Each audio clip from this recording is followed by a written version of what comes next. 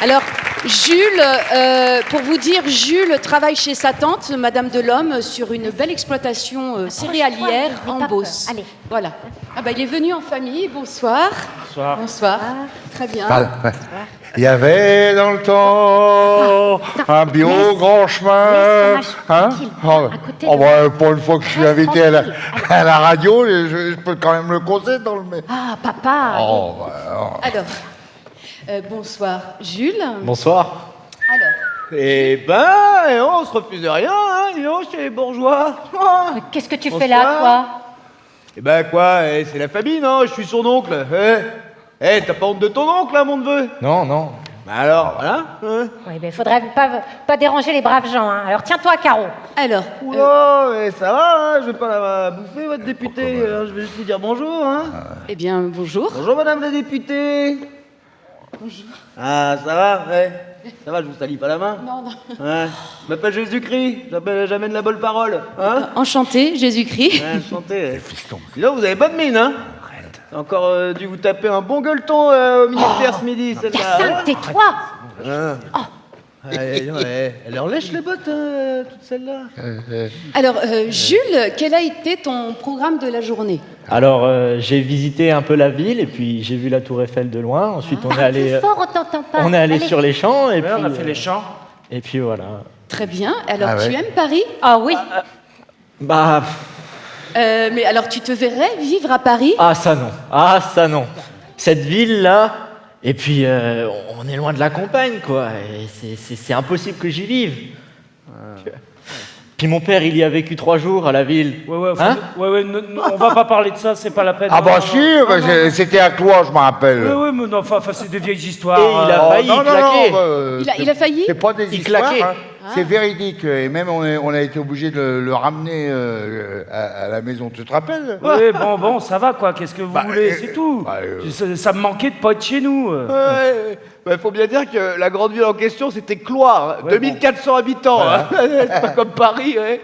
Gros Jean-Jean, va. Ouais, bah oui, alors toi, évidemment, tu trouves ça drôle. Eh ben, qu'est-ce que tu veux? Moi, je suis comme un arbre. On m'arrache, je crève. Ah, voilà. Et puis à la ville, il y a trop de bruit, tout va trop vite et puis. alors, Hein, non, pas Pépé du tout.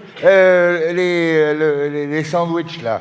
Ah, j'ai pas trouvé très bon, hein, là, dans votre maison, là. Et puis ça coûte trop cher, il y a rien de tel que les produits du terroir. Ah, Le oui. soleil, l'air, et puis c'est ça le travail, c'est ça le bonheur. Oui. Oui, oui. Et puis, vous savez, madame la députée, hein, pour faire ce métier, il faut pas simplement l'aimer, hein, faut être passionné. Eh oui. Eh oui, bien dit Pépé. Eh ben oui. Eh Hein. oui. Alors, Jules, parle-moi de ton parcours. Alors donc je m'appelle Jules, je suis apprenti chez ma tante. Ah ouais, depuis et il est septembre. bien chez nous. Hein, Jules, dis-lui. Oui, je suis très bien d'ailleurs. Voilà. oui. Et alors, dis-moi ce que tu fais donc chez ta tante. Alors donc chez ma tante, je m'occupe des vaches, c'est-à-dire la traite, m'en occuper, je les paille, je leur donne à manger, enfin je les bichonne quoi, c'est le boulot. Oh, bah, te fais pas exploiter, mon bonhomme, hein.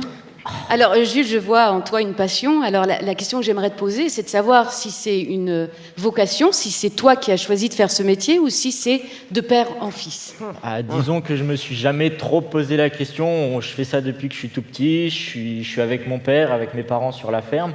Et puis la ferme elle est là, de toute façon il faudra la reprendre, sinon bah, on va se faire bouffer et puis c'est comme ça, hein, on va la reprendre et puis il n'y a pas le choix. Hein. Alors, tu travailles aussi sur l'exploitation de ton père? Alors, je travaille chez ma tante, mais du coup, j'ai plus beaucoup de temps pour travailler à la maison. Et puis l'apprentissage, ça met quand même du beurre, des épinards et du beurre dans les épinards, pardon, madame la députée. Il n'y a pas de problème. et puis voilà. Hein. Maintenant, de toute façon, il travaille avec moi chez ma tante. Ah, alors vous travaillez chez votre sœur tout en gérant votre propre exploitation, c'est bien ça? Ouais. Et c'est pas trop difficile de concilier les deux? C'est-à-dire que moi, c'est pas pareil, chez moi, c'est une petite exploitation. Hein.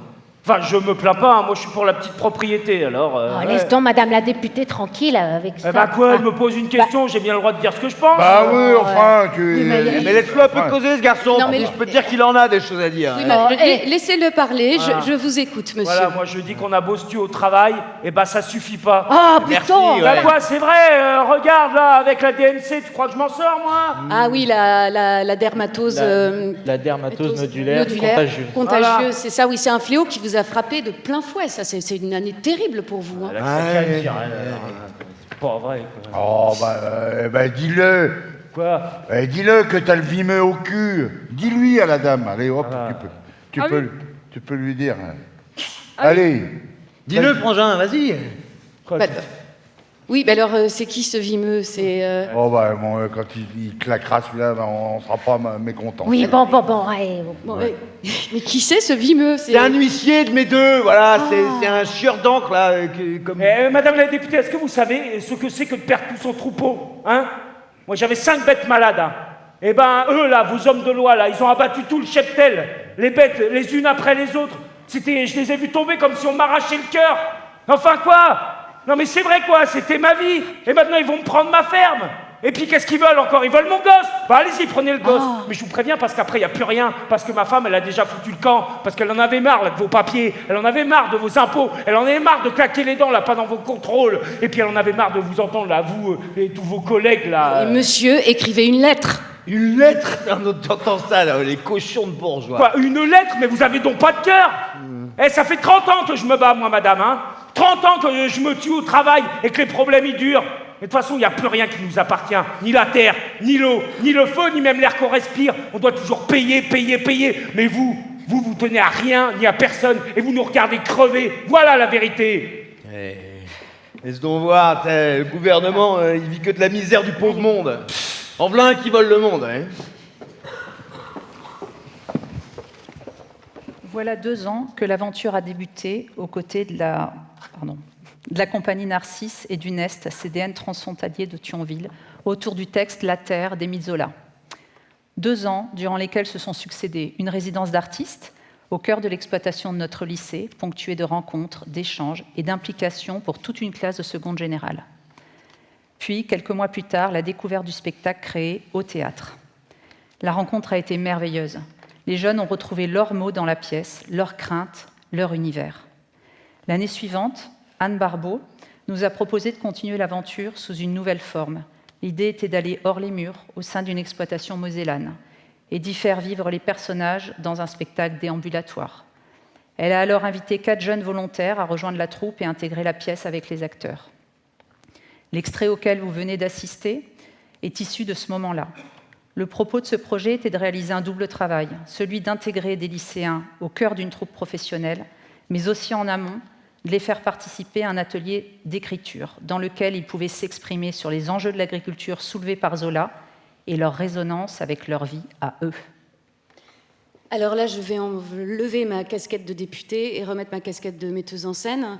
Je vous ai demandé de réfléchir à 2 questions. La première, comment vous avez vécu cette première expérience théâtrale et est-ce que vous l'aviez imaginée comme ça? Et la deuxième question, est-ce que vous avez pu, à travers cette discipline qu'est le théâtre et le texte d'Émile Zola, est-ce que vous avez pu exprimer les enjeux et la réalité du monde agricole que vous traversez? Au départ, ça ressemblait beaucoup au théâtre, comme ce qu'on faisait en cours de SC. On avait un script, on a appris le texte, mais une fois sur le terrain, avec Anne Barbeau et l'équipe, ça s'est transformé en une histoire. Un moment où l'on exprimait tout ce que l'on pensait. Plein de liberté. On n'était plus au mot près, mais on s'appropriait le texte. Zola s'est mis à notre service pour porter haut et fort nos voix de jeunes agriculteurs. Moi, je vis dans le milieu agricole. Je suis née dedans. Tout ce qui est exprimé dans la pièce, je le connaissais, je le vivais. Montrer ce projet à un public non agri, c'était la fierté d'expliquer aux gens les choses pas toujours faciles qu'on vivait. Notre vie quotidienne devenait alors une œuvre. Tout cela était une première pour moi. Je découvrais le théâtre au fil des répétitions, car avec Anne, nous n'avions pas réellement parlé de théâtre auparavant. Physiquement, j'avais l'impression de faire du théâtre, mais sans caricature. Ce que je disais était réel, sans forcer, sans surjouer. J'avais l'impression de parler de mon quotidien avec mon père, tout en exprimant aussi les problèmes et les enjeux du milieu. Dans cette pièce, on parlait d'un des plus gros enjeux contemporains du monde agricole, celui de la transmission et du renouvellement des générations. En effet, celui-ci est de plus en plus compliqué au fil du temps, et lorsque l'on regarde le nombre d'exploitants sans repreneurs qui prendront leur retraite d'ici 5 ans, la question est plus qu'urgente. C'était alors important, selon moi, d'avoir pu l'exprimer dans cette représentation, car c'est en direction du public que l'on peut lancer un appel à l'aide, et plus nombreux sont les gens à avoir conscience du problème, plus nombreux sont les gens qui peuvent changer les choses. J'aimerais également ajouter que grâce à l'ESC, c'est une ouverture d'esprit encore plus forte que je garde pour mes futurs projets, aussi bien personnels que professionnels. Moi, j'ai commencé le travail en ESC avec la peur de parler en public. Jamais j'avais imaginé qu'un jour dans ma vie, je ferais du théâtre. Ça me faisait trop peur. Mais grâce au travail fait avec notre professeur en option l'année d'avant, ça m'a aidé à appréhender mes craintes et être en confiance pour parler devant un auditoire. Le soir de la représentation, au bout d'un moment, j'ai oublié qu'on faisait du théâtre. Pour moi, on ne jouait plus. C'est notre vie qu'on représentait. C'était puissant. Cette pièce, c'est une tribune pour exprimer que les contraintes que nous devons respecter en agriculture la mettent en danger. Surtout l'élevage. Ceux qui édictent les mesures qu'on doit suivre depuis leur bureau parisien ne sont pas sur le terrain. Ils ne se rendent pas compte de l'absurdité de ces mesures et des menaces qu'elles représentent pour notre métier. Moi, je ne viens pas du monde agricole. Alors ça m'a permis de comprendre ce que vivent mes camarades et leurs familles, ainsi que les enjeux de cet univers. J'ai déjà fait du théâtre dans le cadre de l'ESC tout mon lycée, mais c'était différent. Là, on était dans le réel et pas dans une pièce classique qu'on aurait apprise pour la représenter. Même si je ne fais pas partie du monde agricole, j'avais l'impression de plus y appartenir tant on était à fond dedans. Mais tout ça ne serait rien sans l'ESC, car c'est cette option qui m'a permis d'avoir confiance en moi et d'avoir des richesses humaines.